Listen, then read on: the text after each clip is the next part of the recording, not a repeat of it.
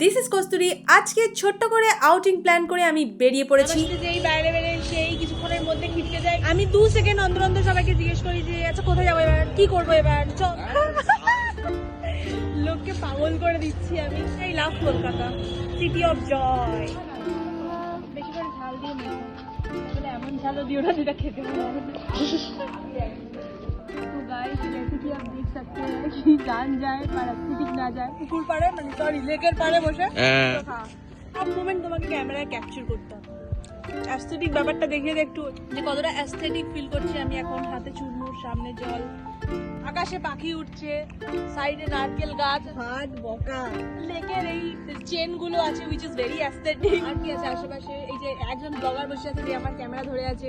চলে এসেছি এখন ডিপিতে, দেখতে পাচ্ছি সঙ্গীত মেলা। এখানে একজন গানও গাইছে। কি গান হচ্ছে এটা? রবীন্দ্রসঙ্গীত না নজরুল গীতি? তো মোটামুটি আউটিং কমপ্লিট করে এখন বাড়ি ফিরে যাচ্ছি। আর বাড়ি যাওয়ার পথে আমি নিয়ে গেছি দই ফুচকা। অ্যান্ড এই ভিডিও ক্লিপগুলোতে মোটামুটি তোমরা অ্যাজমার টাইপের একটা ফিল পেতে পারো। ইয়াম্মি কুছ বলো। ফুচকা খেয়ে তো আমরা সবাই মেসমেরাইজড হয়ে গেছি। আর তোমাদের যদি ভিডিওটা ভালো লাগে তাহলে অবশ্যই লাইক, কমেন্টস আর আমাকে ফলো করে দিও। ওকে বলছিলাম কাঁচা লঙ্কা ঝাল দিয়ে নিয়ে আসতে, যখন মুখে দিয়েছি ফুচকাটা পুরো কাঁচা লঙ্কা কাঁচা লঙ্কা কাঁচা লঙ্কা কাঁচা লঙ্কা।